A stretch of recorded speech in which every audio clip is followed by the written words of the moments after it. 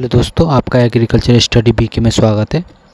तो आज हम इस वीडियो में बात करेंगे आपके एग्रोनॉमी फसल विज्ञान की, जो कि आपका ये ऑल एग्रीकल्चर जो आपका एग्ज़ाम है उसके लिए ये वीडियो इम्पोर्टेंट है। अगर एग्रीकल्चर से एग्रोनॉमी से आपका क्वेश्चन कोई पूछा जाता है तो उसके लिए बहुत महत्वपूर्ण है, और ये वीडियो आपको AGTA के लिए भी बहुत महत्वपूर्ण हो जाती है। तो हमने पिछली वीडियो में जो है आपके 51 क्वेश्चन 50 क्वेश्चन तक की बात कर ली थी, तो इस वीडियो में बात करेंगे हम 51 क्वेश्चन की। और जो 51 क्वेश्चन है ये हमने आपको होमवर्क दिया था, तो इसका आंसर आपको कमेंट बॉक्स में बताया था कि क्या आंसर था। तो इसमें हम बात करेंगे 51 क्वेश्चन शुरू करने से पहले 51 क्वेश्चन को, अगर आपने चैनल को अभी तक सब्सक्राइब नहीं किया है, चैनल को ज़रूर सब्सक्राइब कर लें और वीडियो को लाइक ज़रूर कर दें। तो हम कम समय में अधिक 50 क्वेश्चन करेंगे यहाँ पर, और 50 क्वेश्चन बहुत महत्वपूर्ण होंगे। और जैसा कि हमने आपको बताया कि हम इसी चैनल पर जल्दी ही आपको प्रैक्टिस सेट कराने वाले हैं AGTA का, जो कि आपके लिए बहुत महत्वपूर्ण हो जाएंगे। तो फिर हम बात करते हैं प्रश्न नंबर 51। तो 51 क्वेश्चन आपका कि विटामिन C प्रचुर मात्रा में पाया जाता है, तो प्याज में, गांठ गोभी में, पात गोभी में या गाजर में। तो ये क्वेश्चन हमने होमवर्क दिया था आपका, तो इसका आंसर हो जाता है C आंसर। जो पात गोभी होती है उसमें जो है विटामिन C प्रचुर मात्रा में पाई जाती है। आगे बात करें 52 क्वेश्चन। 52 की भंडारित किए गए गांठों के बीज में नमी प्रतिशत होनी चाहिए। मतलब जब भंडारण किया जाता है गांठ गोभी का, तो उसके बीज में नमी की प्रतिशत मात्रा कितनी होनी चाहिए? तो उसमें 7 से 9% जो है नमी की मात्रा होनी चाहिए। ऑप्शन नंबर B आंसर सही हो जाएगा 52 क्वेश्चन का। आगे बात करें हम प्रश्न नंबर 53 क्वेश्चन। तो 53 क्वेश्चन आपका कि अति सूक्ष्म पोषक तत्व कौन सा हो जाता है आपका? तो फास्फोरस है, पोटास है, कैल्शियम है या जिंक है? तो आपका अति सूक्ष्म पोषक तत्व जो होता है वो कौन सा हो जाता है आपका? तो वो हो जाएगा आपका zinc. Option number D answer सही हो जाएगा 53 क्वेश्चन का। बात करें 54 क्वेश्चन की, तो 54 है आपका कोल क्रॉप्स की फसल नहीं है। तो यहाँ पर बताना है कि कोल क्रॉप्स किसे कहा जाता है, ये कोल क्रॉप्स की फसल जो है कौन सी नहीं है? तो वो जो कि ब्रोकली है ये नहीं है, गांठ गोभी हो जाती है, फूल गोभी, प्याज, तो आपकी कौन सी नहीं होती है? तो इसमें प्याज जो होती है वो आपकी कोल क्रॉप्स नहीं होती है। फूल गोभी भी आपकी कोल क्रॉप्स होती है, और गांठ गोभी और जी ब्रोकली भी आपकी जो है क्रॉप फसल होती है। तो ऑप्शन नंबर D आंसर सही हो जाएगा 54 क्वेश्चन का। आगे बात करें 55 क्वेश्चन। तो 55 क्वेश्चन है कि क्रूसीफेरी का कुल क्या है? और कुल से आपका एग्जाम में क्वेश्चन जरूर बनता है, तो क्रूसीफेरी का कुल बताना है। तो टमाटर है, टमाटर का है क्रूसीफेरी, गाजर का है, गांठ गोभी का है, प्याज का है। तो क्रूसीफेरी किसका हो जाता है आपका? तो ये हो जाता है गांठ गोभी का। ऑप्शन नंबर C आंसर सही हो जाएगा 55 क्वेश्चन का। आगे बात करें हम प्रश्न नंबर 56 क्वेश्चन की। 56 क्वेश्चन है कि सभी नर्सरी में लगने वाले प्रमुख रोग जो कि आर्द्रपतन रोग की रोकथाम की जाती है। जो फसलों में आर्द्रपतन रोग लगता है उसकी रोकथाम के लिए किसका प्रयोग करेंगे? तो 0.15% साइप्रोमेथीन का प्रयोग करेंगे, या मीथेन 10G का प्रयोग करेंगे, कैप्टान का, या 2,4-D का? तो उसमें प्रयोग करेंगे कैप्टान का प्रयोग जो है आर्द्रपतन रोकने के लिए किया जाता है। ऑप्शन नंबर C हो जाएगा 56 क्वेश्चन का। बात करें 57 क्वेश्चन। 57 क्वेश्चन है कि बैंगनी धब्बे रोग किस फसल का प्रमुख रोग हो जाता है? जो बैंगनी धब्बा रोग होता है ये किस फसल का रोग हो जाता है? तो टमाटर का है, प्याज का है, फूल गोभी का या लौकी का? तो किसका हो जाता है?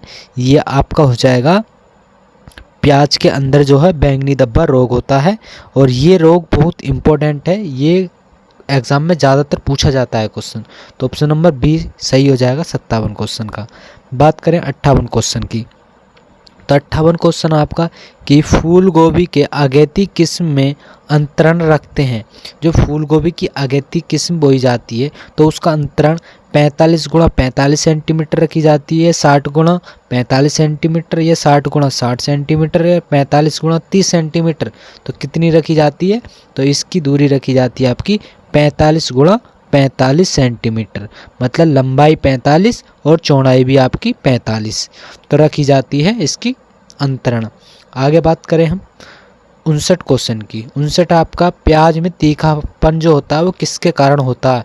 तो एलिसीन के कारण, या कैप्रासीन, या एलाइल प्रोपाइल ट्राई सल्फाइड के कारण, या एलाइल प्रोपाइल डाई सल्फाइड के कारण। और इस क्वेश्चन में यहाँ पर कन्फ्यूज़न हो जाता है, क्योंकि आपका ये तो होगा नहीं, एलिसीन और कैप्रासीन भी नहीं होगा, क्योंकि मिर्च में जो चपराहट होती है वो कैप्रासीन के कारण होती है। और यहाँ पर एलाइल प्रोपाइल ट्राई सल्फाइड और यहाँ पर ड्राई सल्फाइड में कन्फ्यूज हो जाते हैं। तो यहाँ पर जो सही आंसर होगा वो आंसर होगा आपका डी आंसर, क्योंकि जो प्याज में तीखापन होता है वो एलाइल प्रोपाइल डाई सल्फाइड के कारण होता है। ऑप्शन नंबर डी आंसर सही हो जाएगा 59 क्वेश्चन का। आगे बात करें हम 60 क्वेश्चन की। तो 60 क्वेश्चन आपका कि कंद से बीज तैयार करने पर प्रयोग किए जाने वाले कंद का व्यास होता है। मतलब कंद से जब बीज तैयार किया जाता है तो उस कंद का जो व्यास होता है वो कितना होता है? तो 1 से 1.5 सेंटीमीटर होता है, 2.5 से 3 सेंटीमीटर, या 4 से 5 सेंटीमीटर, या उपरोक्त में से कोई नहीं होता। तो उसका जो व्यास होता है वो 2.5 से 3 सेंटीमीटर जो है आलू के कंद का व्यास होता है। ऑप्शन नंबर बी आंसर सही हो जाएगा 60 क्वेश्चन का। आगे बात करें 61 क्वेश्चन की। 61 है कि पात गोभी की उन्नतशील किस्में बतानी है। यहाँ पर तो किस्म दी हुई हैं। तो पहले ऑप्शन में है आपकी लेड ड्रम हेड, ग्रीन, बियाना, पूसा और कार्तिकी। और पूसा ड्रम हेड, पूसा कार्तिकेय और लेड ड्रम हेड हो जाती है। तीसरा ऑप्शन है आपका पूसा मुक्ता, लेट ड्रम हेड और पूसा ड्रम हेड। और चौथा ऑप्शन है आपका ग्रीन बियाना, येलो बियाना और ब्राइट बियाना। तो यहाँ पर आपकी पात गोभी की जो किस्म हो जाती है वो होती है पूसा मुक्ता, लेट ड्रम हेड और पूसा ड्रम हेड हो जाती है। ऑप्शन नंबर सी आंसर सही हो जाएगा 61 क्वेश्चन का। आगे बात करें हम 62 क्वेश्चन की। तो 62 क्वेश्चन आपका कि निम्न में से सुमेलित करना है। मतलब यहाँ पर जो सही है वो बताना है कौन सा हो जाता है। तो आपका बेसिकाल क्या कीटनाशक होता है? मतलब कवकनाशी होता है। तो यह आपका नहीं होगा पहला ऑप्शन। दूसरा है आपका तो इसमें जो है ब्रेसिकाल जो होता है वो कवकनाशी होता है। ऑप्शन नंबर पहला ही सही हो जाएगा, ये ऑप्शन नंबर ए आंसर सही हो जाएगा। और बेसालिन कीटनाशक होता है नहीं, थीमेट कवकनाशी नहीं, इंडोसल्फान खरपतवारनाशी होता है नहीं, खरपतवारनाशी 2,4-D होता है। तो इसलिए ऑप्शन नंबर जो है इसका ए आंसर सही हो जाएगा। बात करें 63 क्वेश्चन की। 63 है कि किस फसल का माहू जिसे एफिड भी बोला जाता है इसका प्रकोप होता है? तो सरसों और टमाटर में, फूल गोभी और प्याज में, मटर और आलू में, या उपरोक्त सभी में। तो माहू का प्रकोप कौन सी क्रॉप में होता है? तो कौन सी फसल में होता है आपका? तो उपरोक्त सभी फसलों में माहू का प्रकोप देखा जाता है। ऑप्शन नंबर डी आंसर सही हो जाएगा 63 क्वेश्चन का। आगे बात करें हम 64 क्वेश्चन। 64 है कि प्याज की फसल में प्रति हेक्टेयर जो एनपीके की मात्रा है वो कितनी दी जाती है? तो उसमें आपकी 40, 80, 100 किलोग्राम, मतलब नाइट्रोजन 40, 80 आपको फास्फोरस, पोटास 100 किलोग्राम दी जाती है।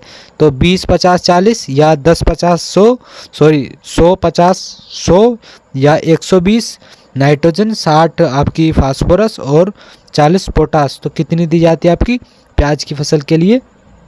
तो वो दी जाती है 100 किलोग्राम आपका नाइट्रोजन, 50 किलोग्राम फास्फोरस और पोटास 100 किलोग्राम जो है प्रति हेक्टेयर के हिसाब से दिया जाता है। ऑप्शन नंबर सी आंसर सही हो जाएगा 64 क्वेश्चन का। आगे बात करें हम 65 क्वेश्चन की। 65 क्वेश्चन है आपका कि सभी पोषक तत्वों के अवशोषण के लिए मृदा का पीएच मान कितना होता है? तो 5 से 6 पीएच होता है, 8 से 9 पीएच, या 8.5 से 9.5 पीएच, या 6.5 से 7.5 पीएच।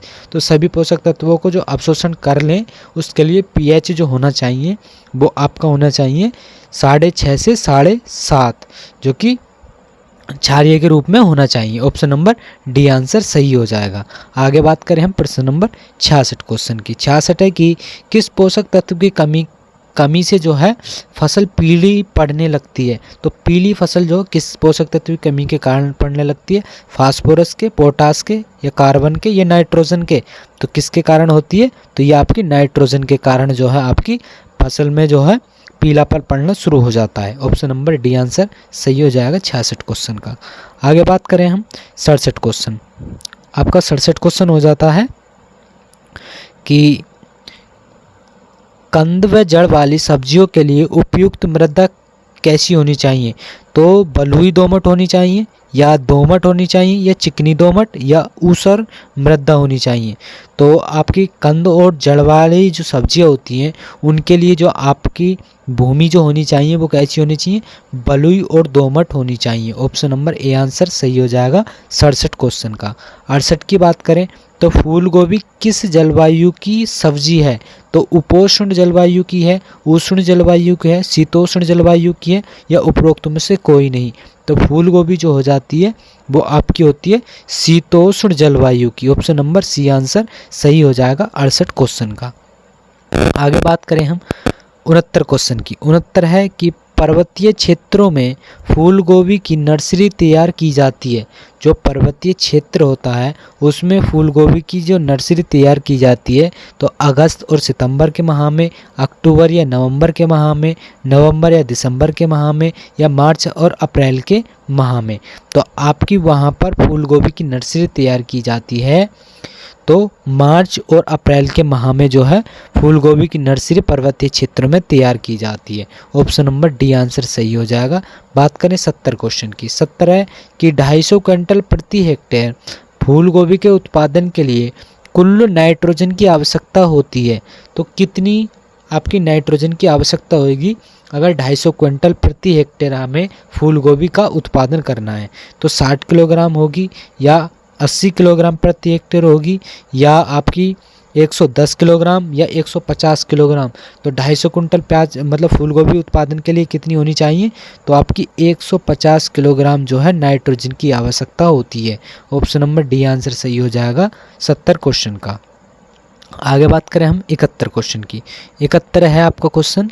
तो 71 में है आपका फूल गोभी में ब्राउनिंग के जो उपचार के लिए बोरेक्स का छिड़काव किया जाता है वो कितने प्रतिशत का किया जाता है? तो ब्राउनिंग के समय जो है फूल गोभी में जो छिड़काव करते हैं बोरेक्स का वो कितने परसेंट में करते हैं? तो 0.03% घोल का, या 0.03% घोल का, या 0.3% का, या 3.0 मतलब प्रतिशत। तो यहाँ पर जो है 71 क्वेश्चन का आंसर हो जाएगा आपका 0.003% का घोल जो है बोरेक्स का डाला जाता है फूल गोभी में ब्राउनिंग के समय, मतलब उसका उपचार करने के लिए। ऑप्शन नंबर ए आंसर 71 का सही हो जाएगा। बात करें हम प्रश्न नंबर 72 क्वेश्चन की। तो 72 क्वेश्चन आपका कि फूल गोभी में खरपतवार के नियंत्रण के लिए बेसरालीन की आवश्यकता मात्रा कितनी होती है? अगर हमें फूल गोभी में खरपतवार का नियंत्रण करना है उसके लिए बेसरालीन की जो आवश्यकता होगी वो कितनी? 1 किलोग्राम सक्रिय अवयव प्रति हेक्टेयर के हिसाब से, 2 किलोग्राम सक्रिय अवयव हेक्टेयर के हिसाब से, या 3 किलोग्राम अवयव हेक्टेयर के हिसाब से। तो यह उपरोक्त में से कोई नहीं। तो आपका 72 क्वेश्चन का आंसर जो हो जाता है 1 किलोग्राम सक्रिय अवयव प्रति हेक्टेयर के हिसाब से जो है डालना चाहिए फूल गोभी में खरपतवार के नियंत्रण के लिए बेसालीन का। ऑप्शन ए आंसर सही हो जाएगा 72 का। बात करें 73 क्वेश्चन। 73 की फूल गोभी में जो ब्रांचिंग की क्रिया की जाती है तो कब की जाती है? तो सफ़ेद फूल प्राप्त करने के लिए की जाती है, या पीला फूल प्राप्त करने के लिए, या बड़ा फूल प्राप्त करने के लिए, या उपरोक्त में से कोई नहीं। तो फूल गोभी के अंदर जो ब्रांचिंग की जाती है वो किस समय की जाती है आपकी?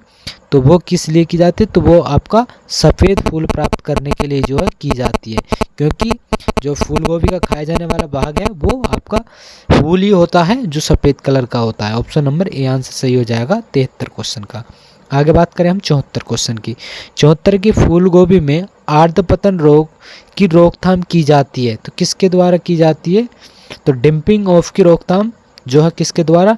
नर्सरी की फॉर्मेल्डिहाइड से उपचारित करके, बीज को जो है कैप्टान से उपचारित करके, नर्सरी को बेसरी काल से सिंचित करके, या उपरोक्त सभी। तो उसका उपचार किया जाता है उपरोक्त सभी के द्वारा। तो नर्सरी में फॉर्मेल्डिहाइड का उपचार भी करेंगे, और बीज को कैप्टान या बवस्टीन से भी उपचारित करेंगे, या उसको नर्सरी में जो ब्रेसी काल होती है उससे भी सिंचाई करेंगे। तो ऑप्शन डी आंसर हो जाएगा 74 क्वेश्चन का। आगे बात करें 75 क्वेश्चन की, तो माहू या एफिड कीट का प्रकोप होता है तो फूल गोभी में होता है, प्याज में, भिंडी में। तो ये क्वेश्चन आपको पीछे कराया था, बिल्कुल सेम वही रिपीट हो गया। तो आपका जो उपरोक्त सभी हैं, फूल गोभी के अंदर भी होता है इसका प्रकोप, और प्याज के अंदर भी और भिंडी के अंदर भी माहू का प्रकोप होता है। ऑप्शन डी आंसर सही हो जाएगा 75 क्वेश्चन का। 76 की बात करें तो माहू जो है एफिड सब्जी को नुकसान पहुंचाता है तो रस चूस कर पहुंचाता है, या पत्तियों को खाकर, या फली में छेद कर कर, या तना में छेद कर कर। तो माहू जो है किस प्रकार से सब्जी में जो है नुकसान पहुंचाता है, तो वो आपका रस को चूस लेता है फल सब्जी के को, तो उससे नुकसान पहुंचता है। ऑप्शन नंबर 76 का ए आंसर सही हो जाएगा।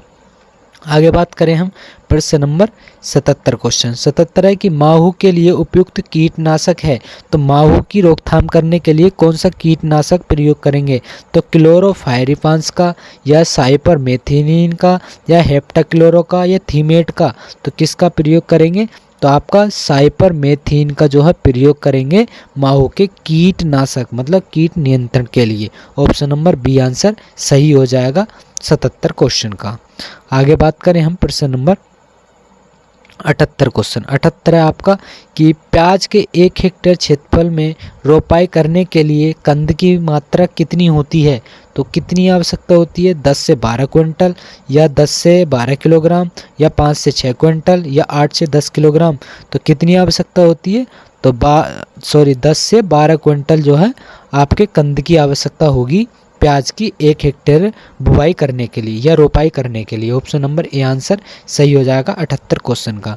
79 की बात करें तो प्याज की सफ़ेद किस्म कौन सी हो जाती है, तो यहाँ पर प्याज की किस्म दी हुई है, यहाँ पर बताने कि सफ़ेद जो है आपकी प्याज होती है उसकी किस्म कौन सी हो जाएगी, तो निफाद 53 हो जाती है, पूसा रत्नाकार हो जाती है, उदयपुर 102 हो जाती है, या आपकी BL 67 हो जाती है। तो आपकी कौन सी हो जाएगी, तो उदयपुर जो है 102 ये आपकी सफ़ेद प्याज की किस्म हो जाती है। 79 क्वेश्चन का आपका सी आंसर सही हो जाएगा।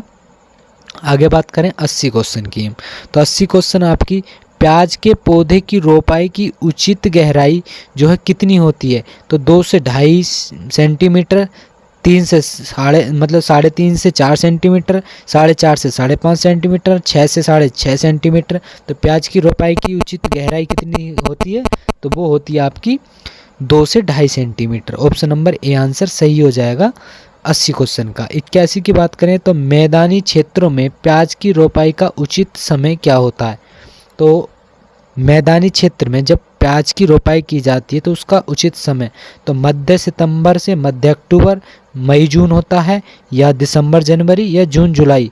तो कब होता है, तो आपका दिसंबर और जनवरी के माह में पहाड़ी क्षेत्रों पर जो है रोपाई की जाती है। ऑप्शन सी आंसर सही हो जाएगा 81 क्वेश्चन का।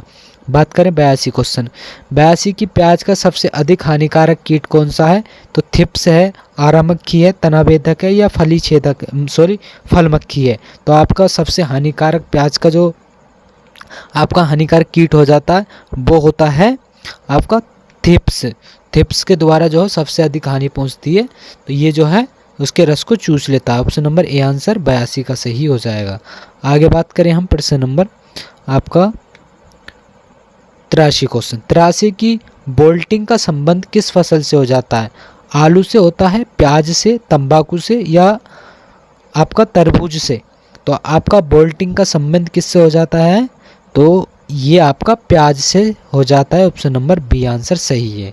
आगे बात करें 84 क्वेश्चन 84 की प्याज के भंडारण के लिए 0 सेंटीग्रेड तापमान तथा अपेक्षित आर्द्रता कितनी होनी चाहिए, तो 40 से 50%, 70 से 75%, 50 से 60%, या 90 से 95%।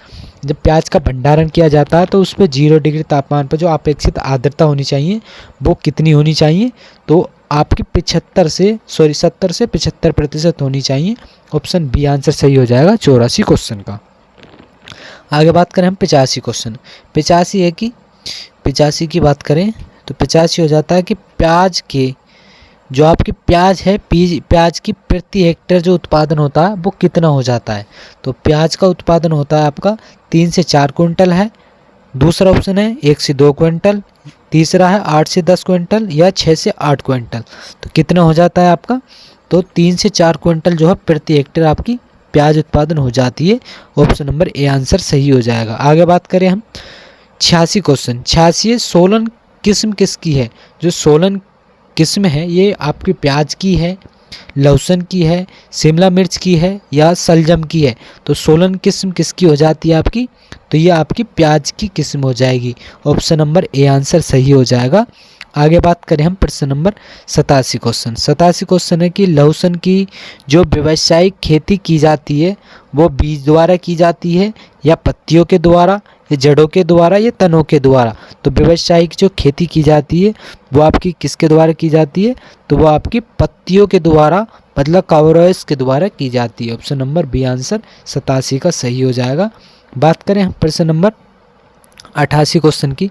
तो 88 क्वेश्चन आपका कि निम्नलिखित में से कौन सा सही मतलब सुमेलित नहीं है वो बताना है। तो यहाँ पर आपका लहसुन की जो एक तरफ फसल है, दूसरी तरफ बीज दर है प्रति हेक्टेयर के हिसाब से। तो लहसुन की बीज दर कितनी होती है? 6 से 7 क्विंटल, बिल्कुल सही हो जाता है। तो एक हेक्टेयर के अंदर 6 से 7 क्विंटल लहसुन की जो है आवश्यकता होती है। सलजम की बात करें तो 3 से 4 क्विंटल सही हो जाता है। गाजर की बात करें 5 से 6 क्विंटल आपका, ये भी सही हो जाता है। लेकिन सीताफल जो दिया हुआ है आपका 10 से 12 किलोग्राम, तो नहीं, यह आपका गलत हो जाएगा। ऑप्शन नंबर डी इसका आंसर सही है 88 क्वेश्चन का। आगे बात करें हम 89 क्वेश्चन। 89 आपका मधुमेह तथा पीलिया रोगियों के लिए लाभदायक सब्जी कौन सी हो जाती है? मतलब जिन्हें मधुमेह और पीलिया होता है उनके लिए कौन सी सब्जी लाभदायक होती है? तो करेला होती है, भिंडी होती है, लौकी होती है, सलजम होती है। तो आपको सबको पता होगा इस क्वेश्चन का आंसर क्या है। तो 89 क्वेश्चन का आंसर जो है आपको कमेंट बॉक्स में बताना है कि इसका आंसर क्या होगा। और इस क्वेश्चन का जो आंसर है हम अगली नेक्स्ट वीडियो में बताएंगे आपको कि क्या है। तो बात करते हैं हम 90 क्वेश्चन की। निम्न में से बताना है कि कौन सा सही सुमेलित नहीं है। तो यहाँ पर हम थोड़ा ऊपर कर लेंगे, 4 ऑप्शन दिख जाएंगे हमें। तो एक तरफ फसल है, दूसरी तरफ उन्नत किस्म है। यहाँ पर बताना है कि सुमेलित नहीं है, तो कौन सा सुमेलित नहीं है? तो करेला की जो किस्म है वो आपकी प्रिया अर्का हरित है। सही बात है, क्योंकि करेला की जो आपका प्रिया अर्का हरित है। पूसा विशेष भी आपकी करेला की है। कोयम्बटूर लौंग भी आपकी करेला की हो जाती है। तो ये आपकी ऑप्शन पहला सही हो जाता है, ये गलत नहीं है। लौकी की बात करें तो पूसा मेघदूत ये भी लौकी की है। पूसा मंजरी भी हो जाती है, अर्का बहार भी हो जाती है, पूसा नवीन भी हो जाती है। और पूसा नवीन सबसे अधिक पूछे जाने वाली ये वैरायटी है। हर एग्ज़ाम में जो भी एग्रीकल्चर का एग्ज़ाम होता है उसमें पूसा नवीन प्रजाति लौकी की ज़रूर पूछी जाती है। तो आपका ऑप्शन नंबर बी भी सही हो जाएगा। आगे बात करें सी खरबूज की। अब खरबूज भी आपका हरा मधु खरबूज होता है, पूसा सरबती भी, अर्का हंसराज भी, लखनऊ सफ़ेदा भी, ये आपकी सारी जो है खरबूज की हो जाती हैं। बात करें तोरैया, तो तोरैया ये आपकी पूसा अलंकार, पूसा सूरजमुखी, अर्का चंदन, पूसा विश्वास ये आपकी नहीं होती हैं। तो तोरैया की ये आपकी प्रजाति नहीं है। ऑप्शन नंबर डी आंसर 90 का सही हो जाएगा। आगे बात करें हम प्रश्न नंबर अब 91 क्वेश्चन।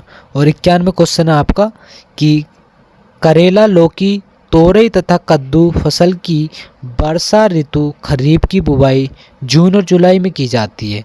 और इनकी जायद की फसल की बुवाई जो है किस समय की जाएगी? मतलब अगर करेला है, लौकी है, तोरई है और कद्दू है, इनकी जो बुवाई है वो खरीफ के मौसम में जून जुलाई में की जाती है। तो अगर जायद की बुवाई की जाएगी तो वो फिर किस मौसम में की जाएगी? तो इसका आंसर हो जाएगा आपका तो दिसंबर और मार्च के माह में जो है फिर आपकी जायद की जो है बुवाई की जाएगी। ऑप्शन नंबर सी आंसर सही हो जाएगा 91 क्वेश्चन का। आगे बात करें 92 क्वेश्चन। 92 है आपका तोरई, करेला, लौकी, खरबूज की क्यारियों में बोने पर अंतराल दूरी कितनी रखी जाती है? तो 75 गुणा 50 सेंटीमीटर, 90 गुणा 75 सेंटीमीटर, 350 गुणा 50 सेंटीमीटर, 250 गुणा 60 सेंटीमीटर। तो कितनी रखी जाती है? तो 250 गुणा 60 सेंटीमीटर जो है इसकी दूरी अंतरण रखा जाता है। 92 क्वेश्चन का आंसर डी हो जाएगा। आगे बात करें हम 93 क्वेश्चन। 93 है कि 1 हेक्टेयर शकरकंद की रोपाई के लिए लताओं के मतलब टुकड़ों की आवश्यकता कितनी होगी। तो आपकी 40,000 से 50,000 टुकड़ों की, 50,000 से 60,000 टुकड़ों की, 20,000 से 30,000 टुकड़ों की, 10,000 से 20,000 टुकड़ों की। तो कितने टुकड़ों की आवश्यकता होगी। तो 40,000 से लेकर 50,000 टुकड़ों की आवश्यकता होगी कंद की रोपाई करने के लिए, लताओं की संख्या जो है शकरकंद के लिए। ऑप्शन नंबर ए आंसर सही हो जाएगा 93 क्वेश्चन का। आगे बात करें हम प्रश्न नंबर 94 की। 94 क्वेश्चन है निम्नलिखित में से कौन सा जोड़ा सुमेलित नहीं है। तो आपको बताना है यहाँ पर जो सही सुमेलित नहीं है। तो आपका यहाँ पर जो है शकरकंद जो है दक्षिण अमेरिका जो है इसका उत्पत्ति स्थान है, बिल्कुल सही हो जाता है। तो दक्षिण अमेरिका का जो है दक्षिण मतलब शकरकंद जो है उत्पत्ति स्थान है।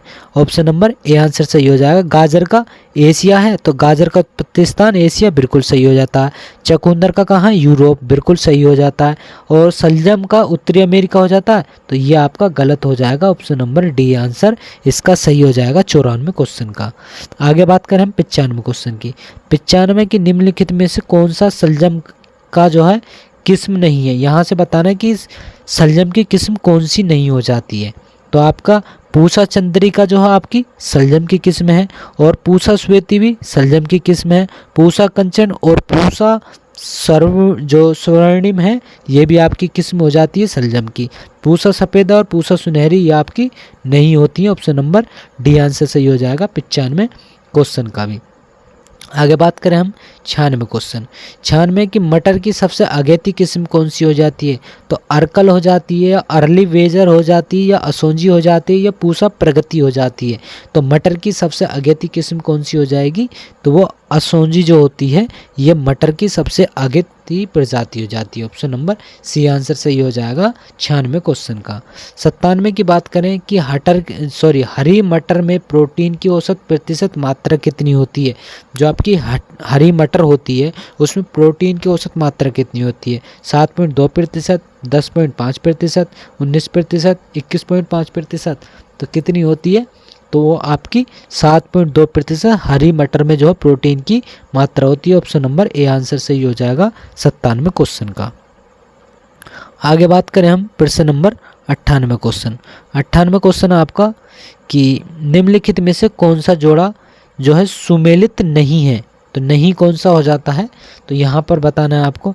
तो मटर में जो आपका चूर्णित आसित लगता है, बिल्कुल सही। तो ये मटर में जो है चूर्णित आसित लगता है। और मिर्च में पर्णकुंचन लगता है, बिल्कुल सही हो जाता है। मिर्च के अंदर पर्णकुंचन भी लगता है। और भिंडी में छोटी पत्ता रोग लगता है, तो ये आपका गलत हो जाएगा। तो भिंडी में जो है छोटी धब्बा रोग नहीं लगता है। और टमाटर में मूल ग्रंथि रोग लगता है, बिल्कुल सही हो जाएगा। तो यहाँ पर ऑप्शन सी गलत हो जाएगा।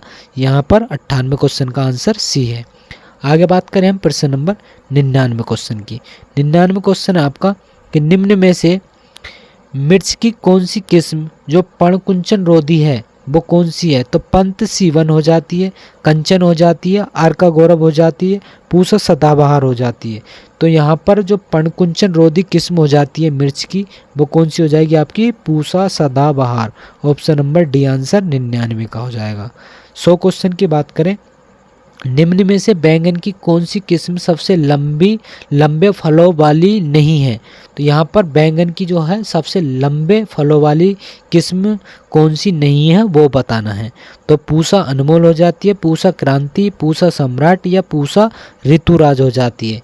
तो कौन सी हो जाएगी आपकी पूसा ऋतुराज जो होती है ये सबसे लंबी वाली किस्म नहीं है, और सब लंबी है बैंगन की किस्में ये।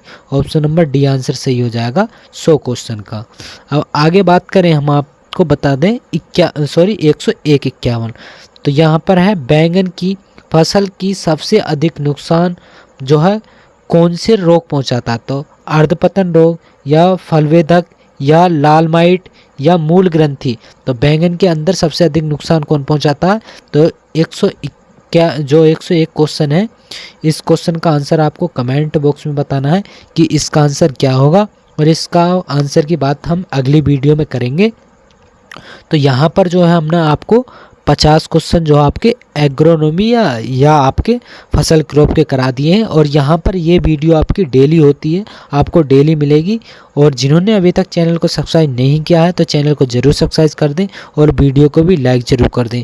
और इसका PDF आपको टेलीग्राम पर मिल जाएगा। और जैसा कि आपको पता होगा कि टेलीग्राम जो है आपका कभी भी प्ले स्टोर से हट सकता है, तो इसलिए जो है आप टेलीग्राम पे जुड़ें। टेलीग्राम पे हम लिंक दे देंगे आपको व्हाट्सएप की, वहाँ से आप ज्वाइन हो जाएंगे तो आपको PDF वहाँ से मिल जाएंगे। तो फिर इसी तरह से हम मिलेंगे अपनी आने वाली नेक्स्ट वीडियो में।